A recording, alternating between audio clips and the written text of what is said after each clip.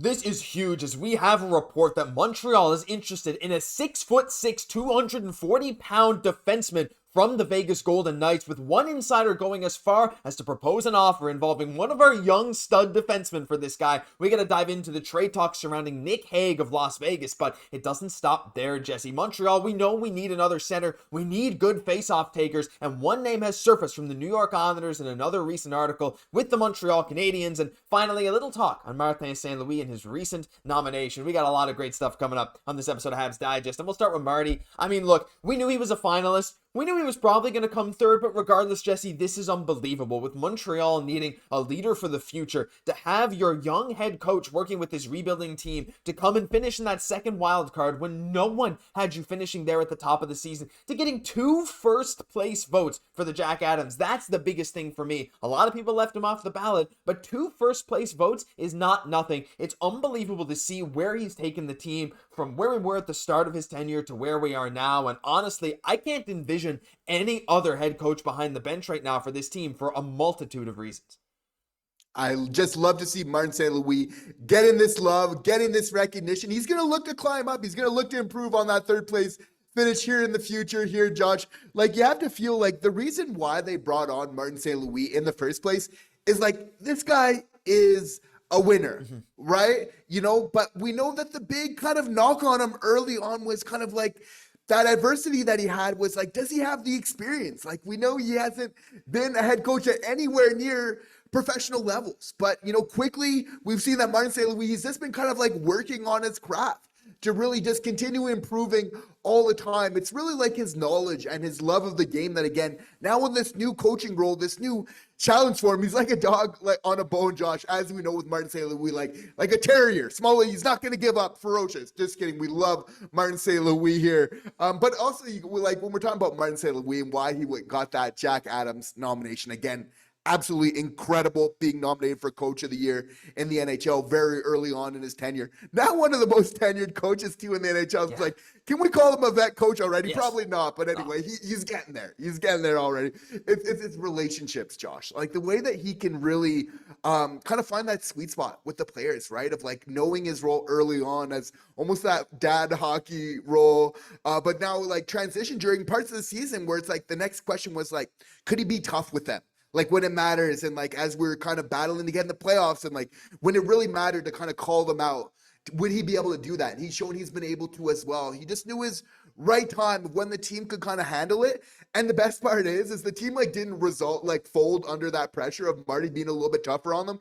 They actually bucked up and got into the playoffs as a result. So really good signs from Martin St. Louis and this team here going forward. Yeah, absolutely. I mean, a lot of the questions that we had for him, like there were some major ones, like you said, a lot of them got answered throughout this season. I mean, we came up clutch time and time again. A lot of that is coaching, getting the guys motivated. We have one of the best locker rooms in the NHL. I'd even go as far as to say the best. And Marty he was tough when he needed to be, just so cool. So leave your love for Coach Marty down below, because what a great honor. But it's time to move on now into some trade talks, Jesse. And before we get to that big defenseman from the Vegas Golden Knights, that's an interesting one. We got some pretty interesting insider takes as well, but stick around for that. Want to start in New York, where the Islanders, we still don't know what's going on with them. I mean, they just hired Mathieu Dach, of course, Habs legend Mathieu Dach, and there's a lot of questions about where they're going moving forward, but one question that is almost certainly going to be answered is, which one of their forwards are they going to move on from this summer? Because no matter which direction they go, again, having the first overall pick, you want to get a young guy there. You're not trading that. You're going to pick Schaefer or Misa, whoever it is.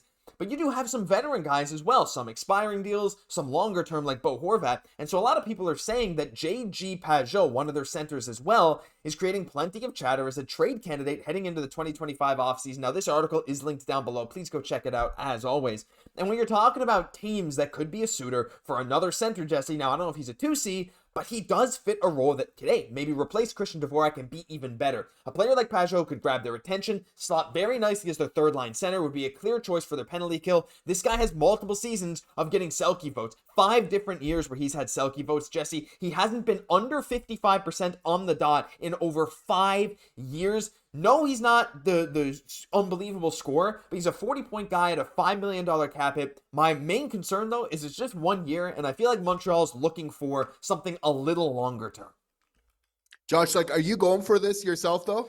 If it's retained, maybe. I think at the flat $5 million cap hit, I think before other moves go down, I'm not. But I think his skill set fits the Habs. I just wonder about the long-term vision past this year. I don't know if that actually gets us closer to our long-term goal, you know? For sure. I like the aggressive nature of it though, Josh. But Yeah. it's like, yeah, we're definitely gonna need to like walk before we run. But I like it. We're raring to go. It's a competitive league. I like the attitude. I like the spirit there. If we didn't have guys like Owen, Beck, like Kaiden, who I know Josh, you're also very big fan. on. I'd be there, but at the same time, it's like, because like for me, it's like, we know that Pageau, really good on the faceoffs. But with Beck, like, we got a guy who kind of brings like a very similar two-way responsible game. Like, I love Pageau in Ottawa, in Islanders. He's put up some great production, but just doesn't quite feel like that fit, just because those young guys that are just going to cost us so much less. You know that Kent's going to want a bargain there at that type of situation.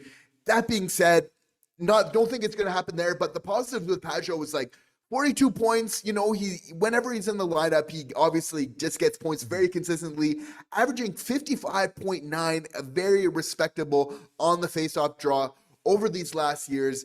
But going forward, the Habs, they're going to want to roll with these prospects. It's working right now, and they're just going to keep rolling with it. Yeah, I think so too. And I think Pageau, like, objectively, like, if you said, hey, Pageau at a reasonable, define it however you want, cap hit, if he was younger, again, in a long-term contract, would be a fine fit for Montreal. Like, he's 59.6% is insane on the faceoff dot. I think he was number one in the league, right? And 42 points, great. Again, if you're a third-line player.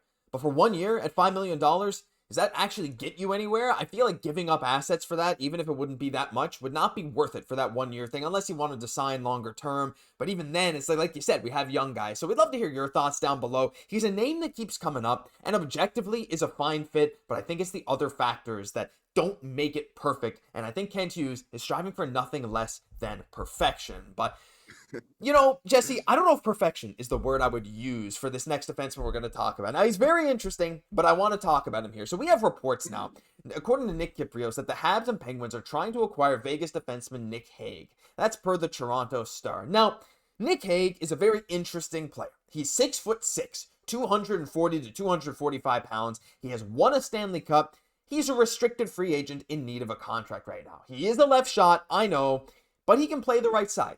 And I want to just, before we dive into the insider takes, Jesse, Nic Hague, to me, I know there's a world where this could work, and I think the trade proposed by the insider we'll talk about in a second could work, but something just continues to annoy me about the idea of getting another left-hand shot defenseman. Even though he can play the right side, I know he's big, I just feel like this move, to me, yes, it could improve the team. I think he could be a very solid defenseman for us for years to come.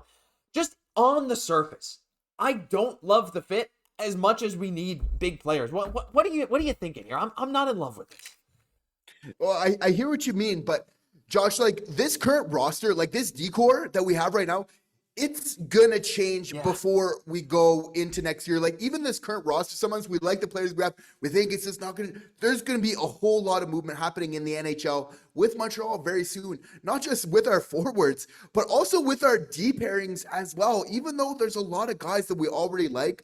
For me, like, bringing in kind of a little bit more of an experienced guy now with what, Hage is becoming at 26 there, for me just makes a lot of sense in a certain ways of brings like the Montreal Canadiens need to prevent less goals again next year. Like, this is a huge point of focus for the Montreal Canadiens. I think being able to have a guy like this who's huge, that can control the front of the net, which for me is just huge, especially when we're talking about playoff hockey. There's a reason why he's won a Stanley Cup. He's been great in the Stanley Cup. He's great gap control there. Obviously, that type of hockey suits him very well at 6'6". Like, I think just bring in a little bit more of that vet. Like, it's not that high. Like, I don't think we need to bring on like a Dobson or that's the type of answer we need. I think we need a little bit more of a vet that can play on the right side, hopefully right side, but as long as he can just play on that right-hand side, and then bring in that size, I think for me is just so important as one of those critical roles for the Montreal Canadiens. Plus, he can make that first good pass kind of going forward as well. It's like he does. It's not like he can't contribute offensively as well. But I think that defense first focus for me for Kent, like, I kind of like a lot of things that this player is bringing. Yeah, I don't mind the framework, I should say. And I think, you know what, you make a good argument. I worry that, like, you know, if you're trying to kind of pseudo replace David Savard, yes, he's big. You can see 37 penalty minutes when they won the Stanley Cup in 22 games. This guy gets pretty annoying in the playoffs to play against, and that's something you really need on this Montreal Canadiens team. But he doesn't block as many shots as I would like. He doesn't get as many hits as I would like. They just about won a game. He can play the penalty kill and actually has played the power play back in his rookie season. In those 38 games, he played some power play time. So he can kind of do a lot of things. His advanced metrics are not great, but look, I want to dive into this here. Now, Marc-Olivier Beaudoin was like, hey, he's a left-hand shot. He can play the right side. The Habs are interested in grabbing Nic Hague. Okay, cool. But he suggested, let's just have a look at this. Again, this is not official, but this is an interesting idea. He said, I think that a trade of the style of Jayden Struble plus a second or third round pick for Nic Hague could make a lot of sense for both teams. Hague is an RFA. He wants a salary raise because this is the last time he's going to be an RFA, Jesse, where the team will have control. After this year, it's done. He's hit that age limit. Whereas Jayden Struble could get the qualifying offer, stay an RFA, and it could be about $1 million, can be Vegas' sixth defenseman, fit for them. I love Jayden Struble, but like you said, I know he played great with Lane Hutson this year, but I feel like we're going to look in the long term and say there's not many defensemen who don't play great with Lane Hutson. And I really, really like Jayden Struble, obviously drafted by us, played great at Northeastern. But if we're talking about getting bigger, more physical, this type of framework of move to get a 6'6" guy who can come in and give you that bolster of size you need on the defensive end, I'm not totally opposed to it. I think a lot of fans probably won't like it. I still am not sold on Nic Hague in general, but what do you think of the framework of Struble in some kind of trade to bring in a defenseman that is kind of that style this team needs? Yeah, I think it's on point in the fact that we definitely will see a Jayden Struble trade before an Arber Xhekaj. Even though Struble plays like that really efficient, kind of dependable type of game, Xhekaj just has those certain intangibles while not being perfect, that just certain skills that are a little bit harder to kind of replace there going forward. So I think like absolutely kind of exchanging some experience with kind of a younger guy. Like for me to win, as you're looking to get a little bit more competitive, it is imperative that the Montreal Canadiens get more experience on that back end. And at 26 for Hague here, it's like kind of that sweet spot where he has that, but he can still kind of grow with this team a little bit going forward, or gives us some room at least for that corpship period there to kind of figure that out.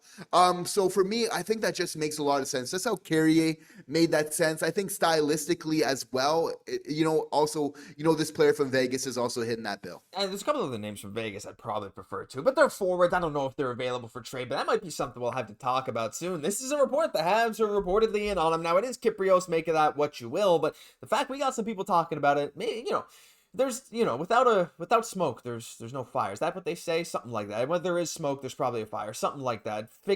Correct me in the comments. That'll do it for this episode of Habs Digest. Some of you probably agree with this trade. Some of you probably don't. And I'd love to hear from all of you wonderful people down below. I'm Josh Goss, my co-host, Jesse Poirier. We'll catch you in the next one.